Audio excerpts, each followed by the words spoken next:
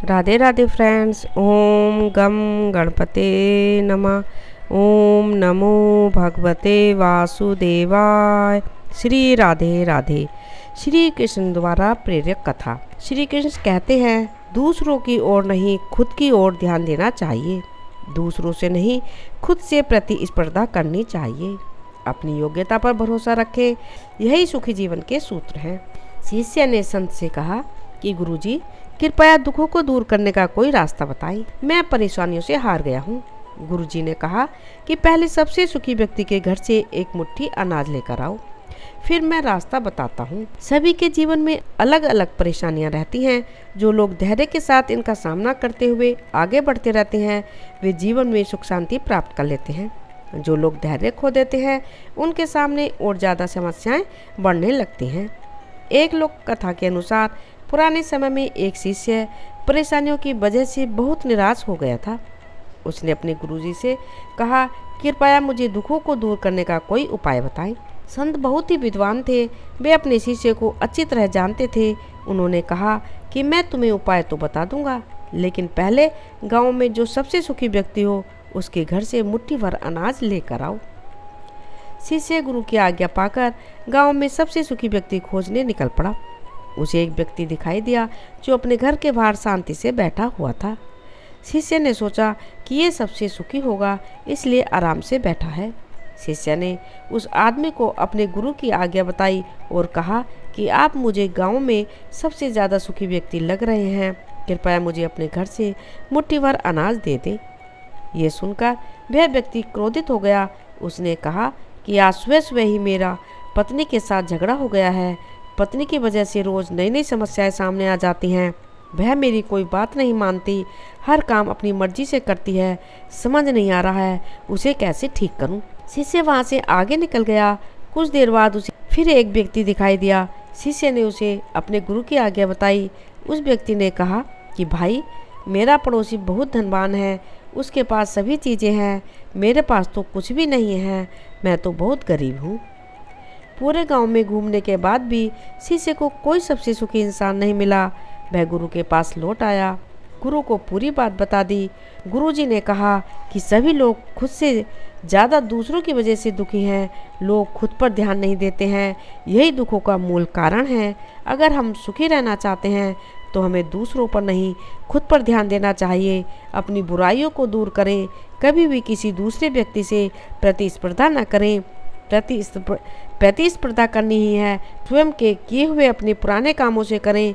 कभी भी दूसरों पर भरोसा रखकर कोई काम न करें। अपनी योग्यता पर भरोसा रखें और उसी के अनुसार काम करें, यही सुखी रहने का सूत्र है।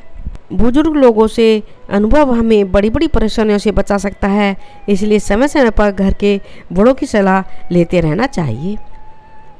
एक युवा राजा को बूढ़े लोग पसंद नहीं थे, इसलिए उनसे मंत्री को आदेश दे दिया कि राज्य के सभी बूढ़ों को मृत्युदंड दे दो या अपने राज्य से निकाल दो।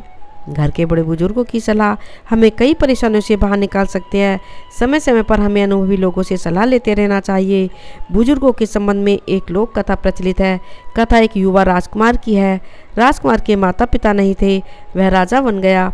वह बूढ़े लोगों को पसंद नहीं करता था। एक दिन नए राजा ने अपने मंत्री को आदेश दिया कि राज्य के बूढ़े लोग बीमार रहते हैं, काम नहीं करते, इन्हीं की वजह से हमारा धन बर्बाद हो रहा है, इसलिए हमें इन्हें मृत्युदंड देना चाहिए या राज्य से निकाल देना चाहिए। मंत्री ने राज्य में घोषणा करवा दी कि सभी बूढ़े लोग राज्य छोड़ दें, जो यहाँ से नहीं जाएंगे उन्हें मृत्युदंड दिया जाएगा। ये घोषणा सुनते ही सभी बूढ़े लोग राज्य छोड़कर जाने लगे। राज्य का एक लड़का बहुत गरीब था, उसके पिता बहुत वृद्ध हो गए थे, उनके पास दूसरे राज्य जाकर रहने के लिए धन नहीं था। उसने अपने पिता को घर में छिपा लिया। उस लड़के के पिता के अलावा राज्य के अन्य सभी बूढ़े जा चुके थे। कुछ दिनों के बाद राज्य में अकाल पड़ा। राजा को समझ नहीं आ रहा था कि अब राज्य की व्यवस्था कैसे संभाली जाए। प्रजा का अन्न खत्म हो चुका था। उन दिनों भीषण गर्मी भी पड़ रही थी। गरीब लड़के ने अपने बूढ़े पिता से अकाल से निपटने का उपाय पूछा। उसके पिता ने कहा कि राज्य से कुछ ही दूर ही हिमालय स्थित था। गर्मी से हिमालय की बर्फ पिघलने लगेगी और वह पानी राज्य की ओर बहता हुआ आएगा। पानी यहाँ आए इससे पहले तुम एक काम करो, राज्य के मार्ग पर दोनों तरफ हल चला दो। उस लड़के ने अपने साथियों को ये उपाय बताया, लेकिन किसी ने उसकी बात नहीं मानी।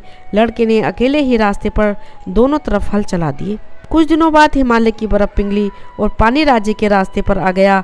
इसके बाद धीरे धीरे मार्ग से दोनों ओर अनाज के पौधे उग गए। जब ये बात राजा को मालूम हुई तो उस गरीब लड़के को दरबार में बुलवाया गया। राजा ने लड़के से पूछा कि ये अनाज उगने का ये उपाय तुम्हें किसने बताया? लड़के ने कहा कि राजन, ये उपाय मेरे पिता ने बताया था। आपने जब बूढ़ों को मारने का आदेश दिया था तब मैंने उन्हें अपने घर में छिपा लिया था। ये सुनकर राजा ने उस बूढ़े व्यक्ति को भी दरबार में बुलवाया। बूढ़े व्यक्ति ने राजा से कहा कि महाराज, हमारे राज्य से लोग अपने खेतों से अनाज अपने घर ले जाते थे और कुछ लोग दूसरे राज्य अनाज बेचने जाते थे, तो अनाज के कुछ दाने रास्ते के दोनों ओर गिर जाते थे। जब मेरे बेटे ने रास्ते की दोनों तरफ हल चलाया और हिमालय का पिघला हुआ पानी वहां पहुंचा तो वो दाने अंकुरित हो गए और अनाज उग गया। ये बात सुनते ही युवा राजा को अपनी गलती का एहसास हो गया। उसे समझ आ गया कि वृद्ध लोगों का अनुभव हमें कई समस्याओं से बचा सकता है। इसलिए राजा ने राज्य के सभी वृद्ध लोगों को वापस अपने राज्य में बुला लिया। श्री राधे राधे। ओम नमो भगवते वासुदेवाय। यदि आपने इस चैनल को अभी तक सब्सक्राइब नहीं किया है तो प्लीज़ सब्सक्राइब करें। प्लीज़ ज़्यादा से ज़्यादा शेयर करें, लाइक करें, कमेंट करें। श्री राधे राधे। धन्यवाद।